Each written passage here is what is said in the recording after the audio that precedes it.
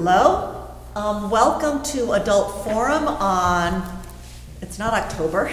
What month is it? May 24th. I don't know where October came from. May 24th, and we will begin to address the complexities of worshiping in person. We met as a reopening, not we, but a reopening task group that includes me and Judy, met for the first time last Sunday to begin to discuss the complexities, what particularly will, benefits and drawbacks our spaces have. And so we thought that it would be a good idea to begin to talk about kind of the general things with you, because we really don't have any specifics at this point. So. Okay. So I do just want to begin with some basics. And it's going to be a review just for a moment for most of you, but just bear with me so we can all be on the same page. So COVID-19 is spread by a virus that leaves an infected person and then travels to a new host. So let's look at some of the ways the virus travels. The virus can spread from person to person through droplets. The droplets can be ejected by coughing or sneezing or, just general being alive. These droplets are large, and like any large particle, they have to obey the laws of gravity. So they will fall to the ground and probably within 6 feet of the person emitting them. So that's where our 6-foot distancing rule comes from. And wearing masks may also help to prevent infected people from spreading the virus through droplets. But the virus can also leave an infected person in aerosols. Those are tiny little particles that float on the air. So if you think about the sunlight streaming through a window in your house and you can see the little motes of sunshine dancing in the air, those little motes of sunshine are little particles, and they're aerosols and dust, right? So the aerosolized particles are released when we just breathe. And more particles are released when we speak. Even more particles are released when we speak loudly or sing. So in order to be exposed to a large enough amount of the virus to catch the COVID-19 from the particles, one would have to be in the room with someone infected who was just quietly breathing for a longer time than one would have to be in a room with an infected someone who was speaking or singing. So speaking and singing generate more aerosols. And then the third route, less common but still possible, is by surface contamination. The CDC does not identify surface contamination as the primary method of spreading COVID-19, but it could occur, so we want to be aware of it here at church.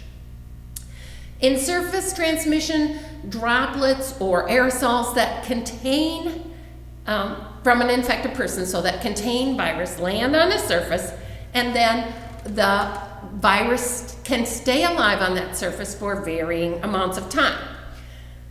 So let's see, someone else then touches that surface that contains that live virus, and then perhaps they touch their mouth or their nose or their eyes, and they could become infected.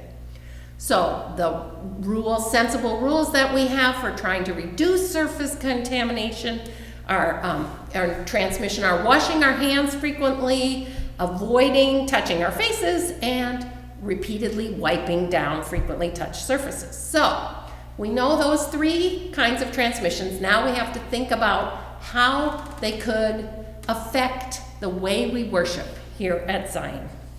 So when we consider droplet transmission of the virus, we'll want to think about physical distancing, like Pastor Ingrid and I are physically distanced here at church this morning.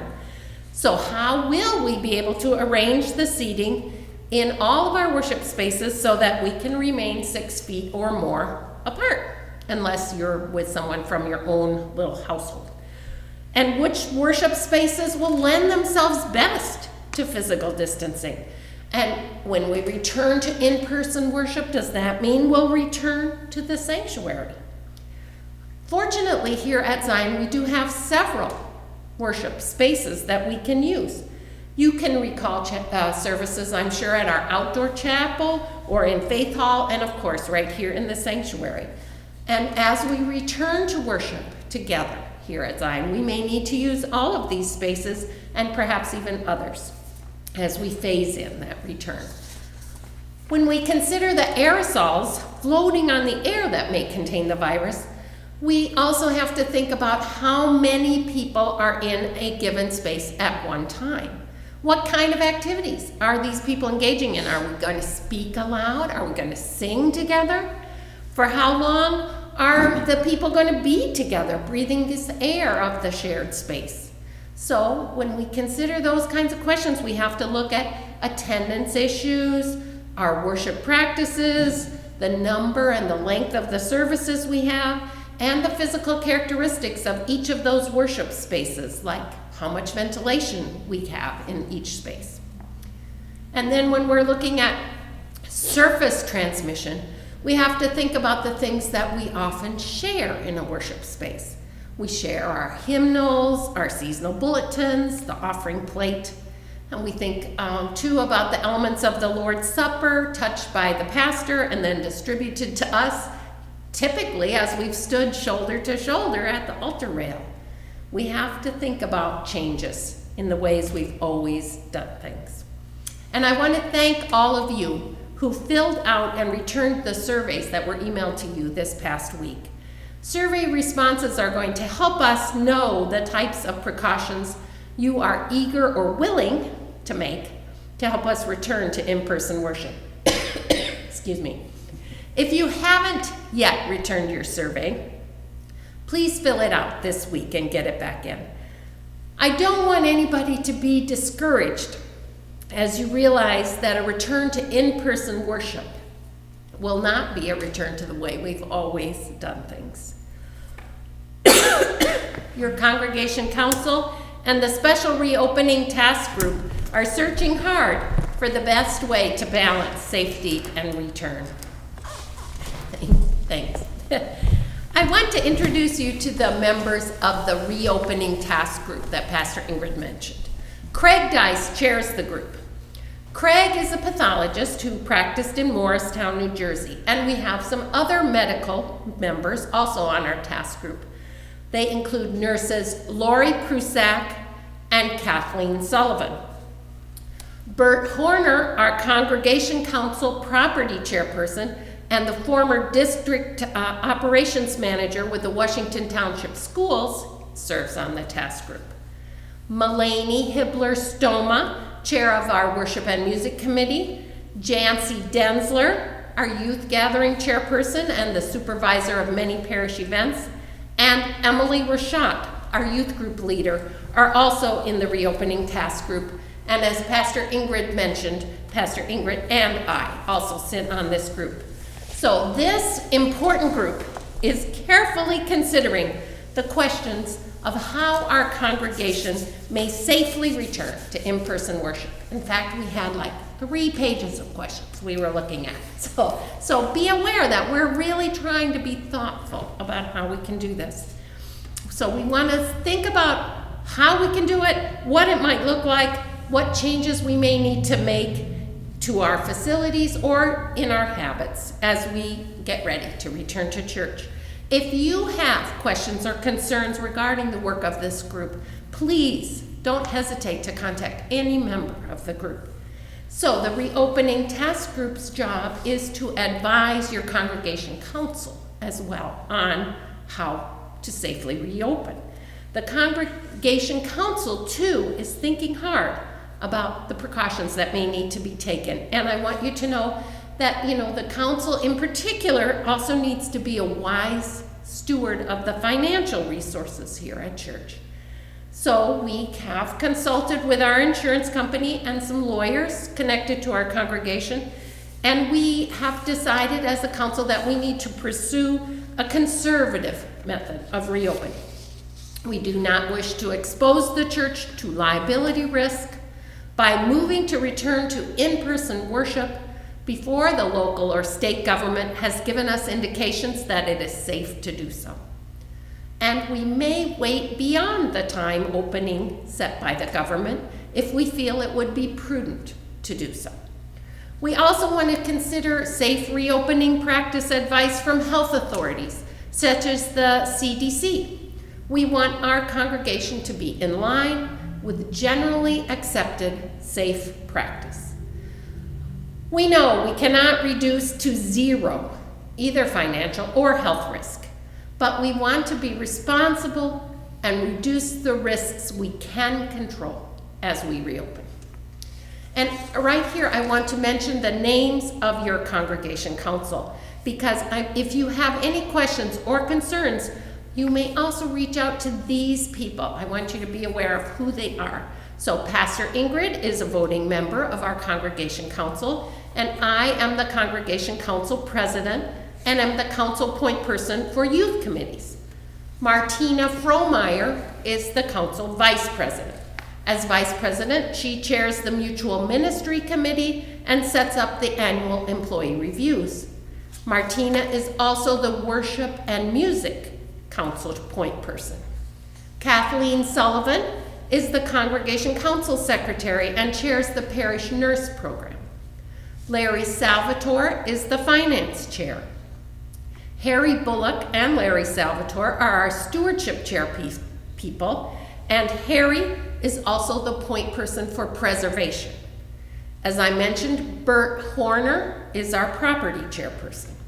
Candace Snyder is the point person for Long Valley Christian Nursery School, our outreach committee, and with Jim Rasmussen, Parish Life.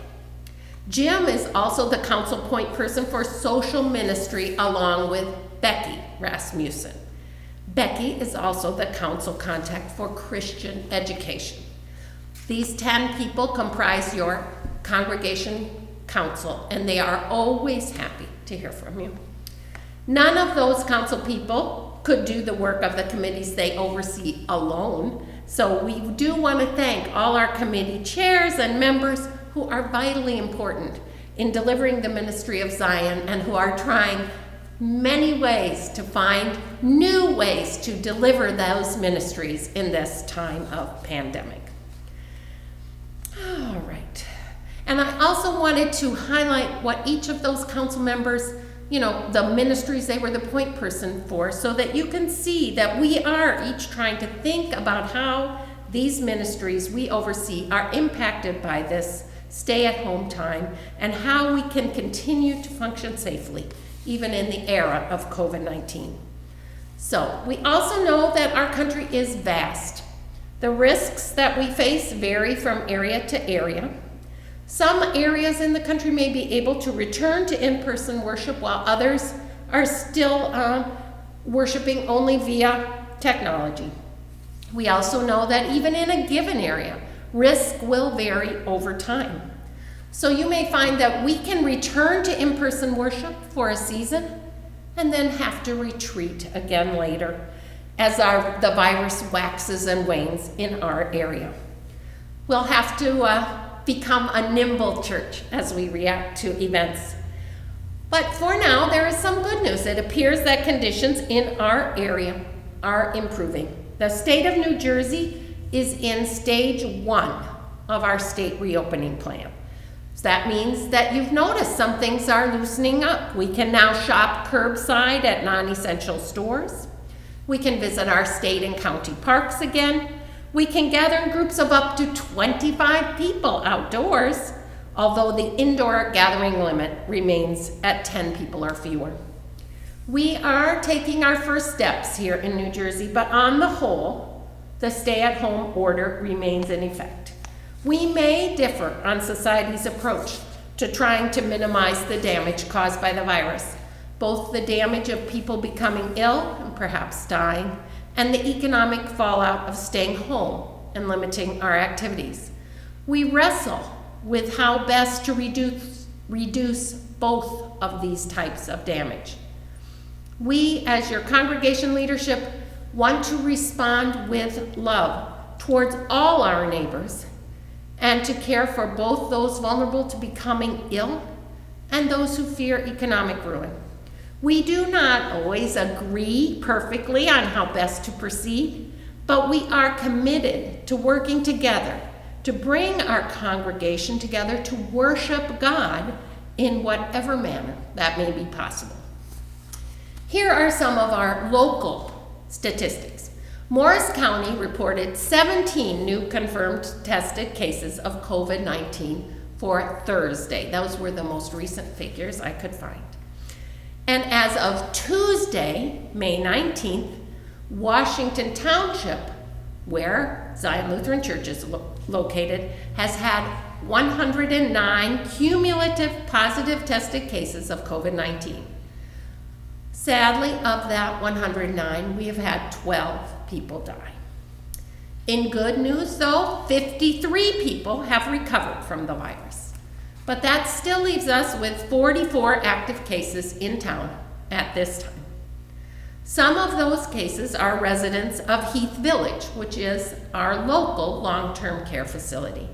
Heath Village reports that 39 residents have had COVID-19 and 9 residents there have died. 24 of the staff at Heath Village have tested positive for COVID-19. These are people who live and/or shop here where we do. Even with many of the active cases in town associated with Heath Village, we can see that there are still active cases outside of the facility in our community. You can see that the virus is still among us. Therefore, precautions will be needed as we move into reopening. If you experience symptoms of illness, please stay at home, even when our church has resumed in-person worship. We know that the virus can be transmitted by people who are infected but have no symptoms at all, either because they have the virus but will never display symptoms, they are asymptomatic, or because they have not developed symptoms yet, they are pre-symptomatic. So, if you feel at all vulnerable to infection, perhaps because of your age or some other medical condition you have, please stay home. Not attending in person, even when we resume in-person worship, is not a sign of slacking or lack of commitment to our congregation. Rather, it is a sign of love and care for our community as a whole. We want all of us to be around to participate in church events for years to come. So we will continue to offer video attendance at worship. So even when you stay away physically, you will be able to participate. I would like to close my portion of this adult forum by reading to you from a letter of last week from our New Jersey Synod Bishop, Tracy Bartholomew. She speaks of her recent Bible study and relates it to our current times here. Today I was again in the wilderness with the Israelites in chapter 32 of Exodus. Not a very happy chapter. Here, the Israelites are tired of waiting as Moses has been gone too long up the mountain. They grow impatient and want to do something. In their restlessness, they convince Aaron to make for them a god they can see and worship. And he does. He fashions a calf made from the gold of their jewelry. The results are disastrous, as we know. Moses is furious, God is displeased, and destruction results. Thankfully, that is not the end of the story. We know the restlessness. We want to do something that feels familiar. We are tired of waiting for the governor or the CDC or the WHO to say it's okay to return to in-person gatherings. My fear, she writes, is that we will begin to fashion for ourselves something that resembles church, but instead becomes something that actually harms us. So I urge you, dear church, stay the course. Love your neighbor by staying home, check on each other remotely, and continue worshiping online. Bishop Bartholomew concludes her letter with this reminder. Finally, I know we are in this together, doing the best we can for the church we love. We will make mistakes and disagree about the next steps, and that is okay. When it happens, let's look back and see what we have learned, and then move forward with the risk of again making new mistakes and having new disagreements. But through it all, we trust in the God of grace and mercy, whose Spirit surrounds and upholds us. It's what we've got, and it is enough. I'll turn it over to Pastor Ingrid now, and she'll have some remarks, and then we'll get to your questions. I see that one person is here live and maybe having comments, Marlena. But I'm not, I don't see any other comments. So, thank you, Judy. That was very thorough, very, very well done, and very apropos to the conversations that the reopening task group and the council has had. Very reflective. Speaking of worship and waiting and being a bit restless, and wanting communion, I've heard from a number of people who miss communion so much. And I encourage us to stay the course. God does come to us through the Word to feed us. And if you read my article in last month or listened to the Maundy Thursday sermon, this will be a little bit repetitive, but we as Lutherans, we understand that God comes to us in a similar way through the Word and the sacraments. It's not as though one is needed above the others, or that communion is needed for salvation. Luther is when asked this question in a particular circumstance, talks about God feeding us through the Word in the same way as feeding us through communion for the sake of faith. The Holy Spirit comes to us through the Word as the Spirit comes to us through the bread and the wine of communion to give us faith. We will miss communion until we can have it again. I know that I miss it very much. I have a little, I find getting together physically in the church space with Marilyn and with Judy and Brian and Bill Hibbler to be really a blessing. But God is present to us through the Word, whether it's the Word in person or coming through the electronic device. It still is the Word that hits our eardrums. Some it hits a little bit more clearly, and some have to turn the volume up a little bit. But God really does work through the Word. And so I encourage you to stay the course, and let's wait until we can have communion safely together again. I also wanted to make a few comments about the President's encouragement and calling upon governors to reopen churches right now. He had asked that on Friday, and I'll read Bishop Bartholomew's, Bishop Tracy's response, and then add to it. So, dear friends, Bishop Tracy responds, just this afternoon, President Trump declared houses of worship to be essential and to open this weekend. I would agree that houses of worship are essential.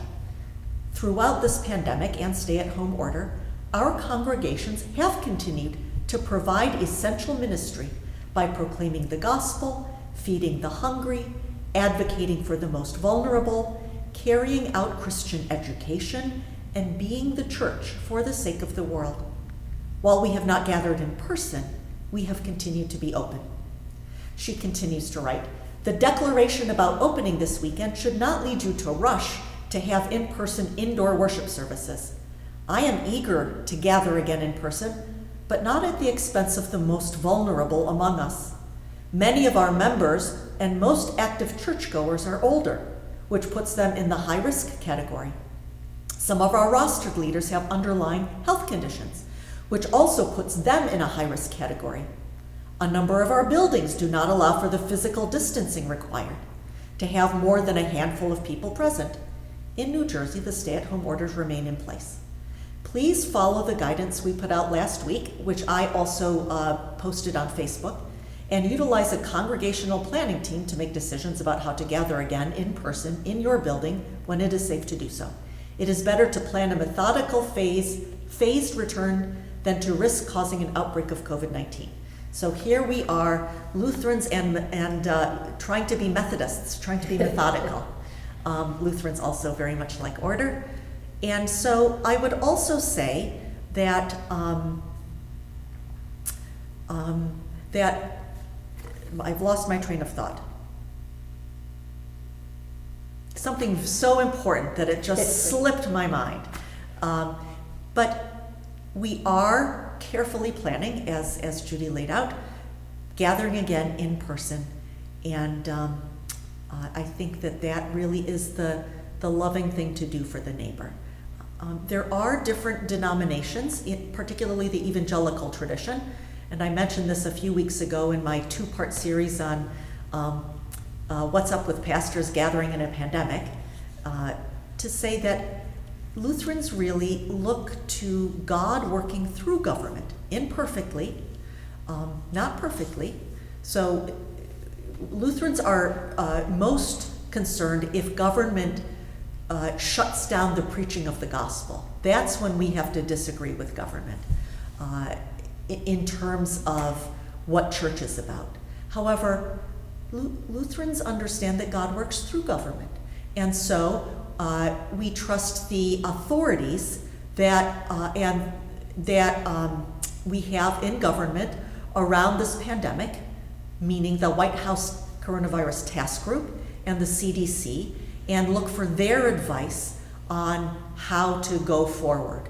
And I'm certain our president just wants things to open and get going, but we need to be very careful about the neighbor and love the neighbor, from my perspective as Christians. And so what I was mentioning that I had mentioned the other week, Lutherans understand that there's churches aren't over and against government. There's no religious liberty that's at stake here because we've been open and doing ministry and preaching the gospel. So I think I'll end there. I think I said more in my sermon that if you haven't listened to that, maybe you can also check that out. It has more than my little rant in it, though. Okay, are there any comments? So I see that people are added to the broadcast, but I don't see any comments or questions. I'll ask, though, does anybody have any questions or comments that you want to ask right now or share? It's about a 20-second lag. And it appears that we have a 20-second lag, so maybe we'll wait 20 seconds. We will. We'll wait 20 seconds. I do want you to be assured that people are really trying to be very thoughtful and consider so many aspects of our worship life together. We try to think of many questions. If you have some, let us know. We are happy to consider all of the questions.